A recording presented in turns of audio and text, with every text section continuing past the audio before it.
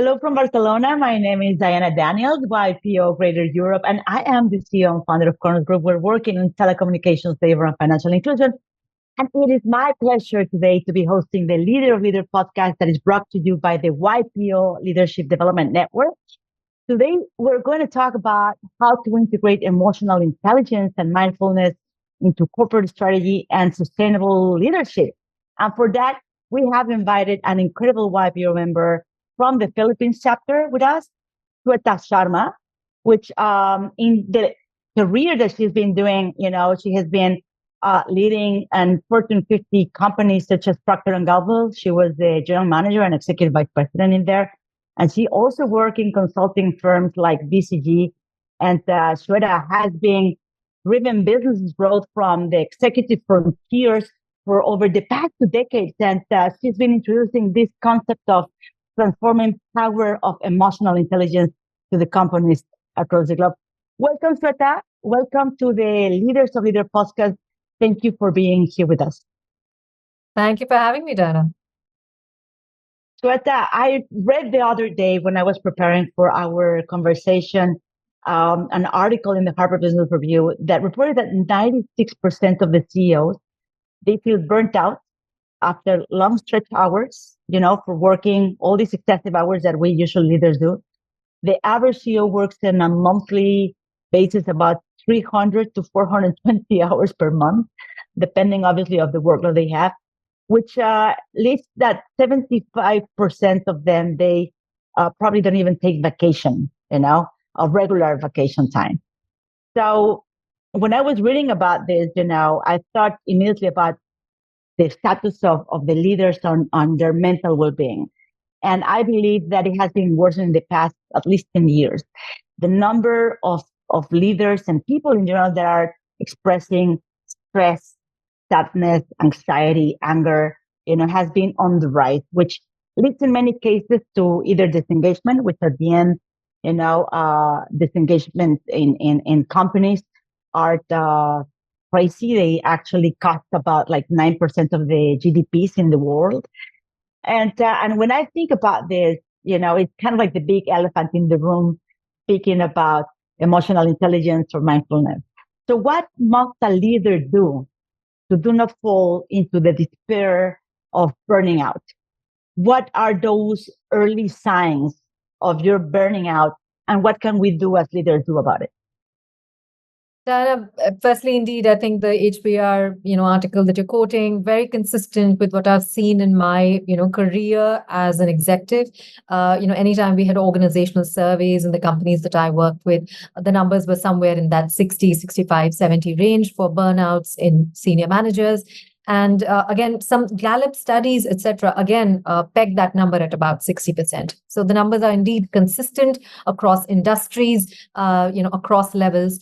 But to your question on what are the early signs of burnout, I think it starts really, really early. And frankly, not everyone identifies the signs as such. So indeed, the long-term implication is disengagement, emotions that, you end up having at people like anger, right? But much, much earlier than that, you could see it in loss of sleep. So insomnia often, inability to focus, right? So from being someone who was able to focus and get a lot done in the day, experiencing moments of, short disengagement or lack of focus, noticing energy dips more and more frequently in the day. All of these are often signs, very early signs of burnout for executives. And what can we do about it? Like, okay, I'm getting, lack of sleep, the usual stuff. Work minutes are coming. Work is piling up. What can I do in order to avoid this burnout? I think one of the biggest things that we need to change in our culture is this culture of powering through.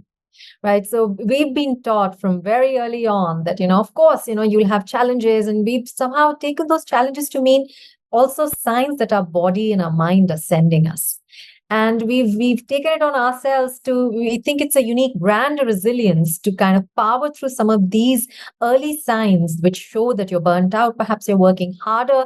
And more importantly, you're working on things that may not align with who you are, or you're working in ways that do not align with who you are. And those are actually the usual causes of burnout, when either the type of work or the way of working or the environment you're working in are not conducive and are not aligned to your purpose and who you essentially are at your very being. So this culture of powering through, this culture of imagining that resilience is not paying heed to the signs that our body and mind complex are sending us. I would say if there's one thing that leaders can do more of to protect their own well-being, because it in fact also impacts the well-being of everybody that we are responsible for, both organizationally and back at home, is to be able to look for the early signs and start to intervene early. Take care of yourselves early. Unless you put on your own oxygen mask, there's no one on the flight that you could save. I love this because at the end, it's about working in what you like, what you want to do in your purpose. It's like if you do what you like, it's not necessarily work, right? So I believe that this is super spot on. And many people that might be watching us today, Sweta, are either fellow YPOers from all around the world, leaders that are experiencing all this hard decision making that they probably need to do. But there's also in the audience for sure aspiring leaders, YNGers that are those fellow kids from the leaders, but also maybe employees, that are aspiring to be in the C-level suite. And for many of us that have worked, maybe, I don't know, for many years, for sure, at least once in your lifetime, you have worked in this, what is called a toxic place. And when, again, preparing for our conversation, I was reading, there was this report from the Society of the Human Resource Management that they say that 58% of the employees leave their job because their workplace either is a toxic place or have a conflict or poor relationship. What I would love to ask you is what are good strategies for best practices that leader can implement to foster these healthier communications or prevent these toxic dynamics that are forming within their teams so you can avoid people leaving your office?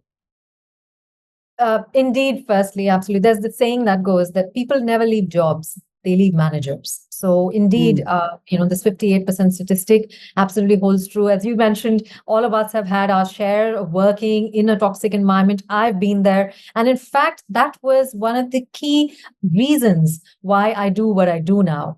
Because what I saw in a toxic work environment was I saw people going through depression, going through miscarriages. Of course, these are all very complex issues, but perpetrated, partially at least, by the kind of toxic workplace stress that they were dealing with day in and day out. I think one of the biggest things is for leaders to take responsibility for the fact that anytime I have 1,000, 10,000 people reporting into me down an organizational, reporting chain, what's important to recognize is that I'm not just responsible for what they do 9 to 6. In fact, by simply a nod in the corridor to the way I respond in a meeting to them, will define what they do when they come back home, when they pick their 5-year-old from the preschool at 6:30 p.m., how they're going to be feeling, how engaged and connected they're going to be feeling, how energetic they're going to be feeling about their evening that day. We have to recognize that we as leaders hold significant responsibility that travels well outside of the workplace on an everyday basis. With that in mind, I think the biggest thing that leaders can do is to start with themselves. So time and again, I noticed that organizations that were thriving, businesses that were delivering sustained business results, Diana, were led not by leaders who had, significantly higher IQ than the rest. These were leaders consistently who had higher emotional intelligence. And how we define emotional intelligence is both an awareness of the self and an awareness of others. So an awareness of your own emotional states, your ability to regulate those states, and the ability to notice your impact on others as well as the general state of emotional state of others around you. That entire gamut encompasses emotional intelligence. And leaders who build that skill set of emotional intelligence are able to foster climates that are, organizational climates that are more conducive to people performing to their fullest potential. And I want to pick your brain on this, because what I would love to hear from you is what resources, what tools would you recommend for that leader that is trying to integrate this emotional intelligence and mindfulness into their corporate strategy, to hopefully have a better and sustainable business and improve their leadership? What can we recommend them to do? Well, my favorite, of course, that builds emotional intelligence is proven to build emotional intelligence with, research done, especially over the last 20 years, as more and more neuroscientific, research has come into the fray, is mindfulness. So mindfulness is proven to be able to literally change the neural networks in our brains and be able to hardwire us much better for both self-compassion, empathy, motivation for ourselves as well as for others. And now there's, of course, a ton of data on it. Like there's this very highly cited research by J. George and team, I think in the 2020s, which said that leaders who have high emotional intelligence are leaders whose organizations are much better at goal setting, at creating environments of trust, flexibility, motivation, and finally, in being able to create a unique sense of organizational identity, a culture that everybody both co-creates, as well as feels like they belong to. And all of these, as we can imagine, as people who are, running businesses today would know that all of these are the recipe for having an organization that thrives, for having people who bring their best selves to work, and thus produce incremental, sustainable business results year on year. So if we think about like a typical day, I'm the CEO of this company, and what would you recommend me to do to implement one of these tools on the mindfulness? Is like run a meeting and then ground the people. What I don't know. Yeah, so a few things. The first thing that I tend to do is I tend to, and I'm fortunate to be able to work with leaders who either are building their own mindfulness practice or at minimum are curious.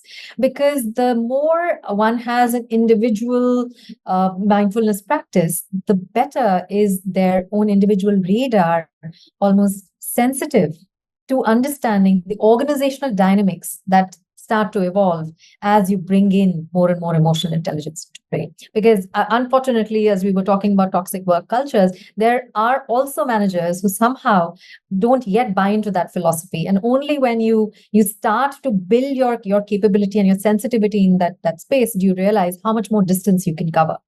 I have a personal example of this, Diana, when I ended up starting my mindfulness journey out of simply the fact that both my husband and I, we used to do this, what we call airport handovers, where we would just meet for coffee and just, one of us would fly off and then the other. And we had a young family, growing careers.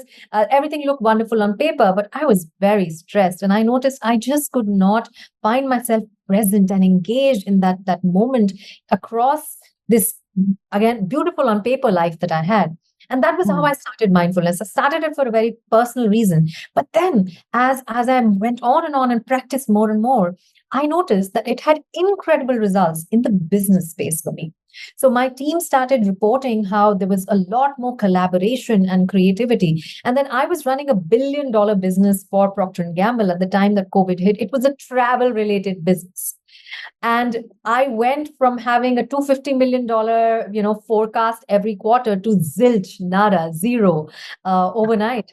And I remember I was fielding investor relations calls, and they were like, what are we going to tell Wall Street?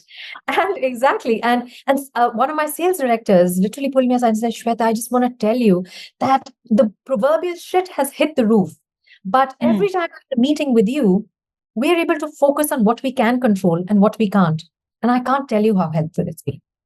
And that feedback suddenly brought to life for me just how empowering having your neural network starting to fire a lot more creatively, collaboratively, and also having a lot more discernment again on what you can control and what you can't. My team and I, in fact, ended up pivoting the entire business model. And in 3 years of COVID, we managed to grow a business that was completely travel related by 20%. So that was when I was like, wow, mindfulness is not just a personal well-being tool, it is a business transformation But strategy. how did you start, Shweta, with this mindfulness? I mean, because I've been reading a lot about it, and then it's okay. It's about meditation. It's about like sitting down, and then well, how do I start? If you are one of these, maybe you didn't know anything or much about it. How did you start on it? So people that are watching us today, they can take this home and they say, okay, I'm going to implement this. This is the way I'm going to start it. Love it. So there are a few ways that I teach, mindfulness in the business context. Some of the context I teach it in is around specific use cases. So how you use mindfulness in the context of, for example, a difficult conversation or a conflict. But I also teach what a generic mindfulness practice, can be, which can, for anyone who's never done it, could be as simple as using an app. There's Calm and Headspace, and my favorite one is Healthy Minds. These are some very, very simple apps that allow you to be able to start a very brief mindfulness practice. You could start with 3 minutes, 5 minutes a day. Of course, what I have is a slightly more detailed sort of practice. I'm fortunate. I meditate about 2 hours a day in the morning, another half an hour in the night. But to get to that practice, of course, took me a decade, and I learned meditation formally from several meditation centers, both in the Indian as well as the Buddhist traditions. But as a beginning, we have a lot of resources now available, including apps, which do a wonderful job of helping a beginner walk through a mindfulness practice. I love this. Thank you. Thank you for those really enlightening recommendations, Shweta. Now it's time for our quick fire question segment. And what I'll do is that I'm going to ask you a set of questions. And please respond with the very first word that you are thinking about and what is comes to your mind. You ready? Do it. Let's do this. Okay. What is the biggest leadership challenge? Conflict. What about the most rewarding leadership moment? Stakeholder success. Very good. Let's going to think about this. What do you think is the key to innovation? Failure. I agree with you. What do you think is essential quality in a crisis? Presence. Very good.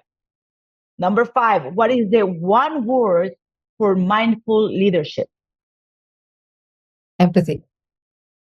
Empathy. I love this. In one word, how does mindfulness shape your leadership style? Adaptable. Yeah, I think so. And it's one key feature for the leader of the future to be adaptable. What is your source of inspiration, Shweta? My meditation master. Oh, you're really good at this. And what would you say that leadership is in one word? Serving. Servant leadership. I like this. What about the future of work in one word? Wisdom. Yes, that's very nice. Okay, the last one. What grounds you as a leader? Staying in touch.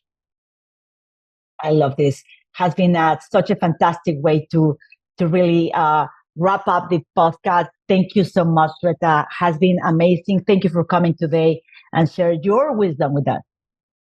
Thank you, Diana. I enjoyed this.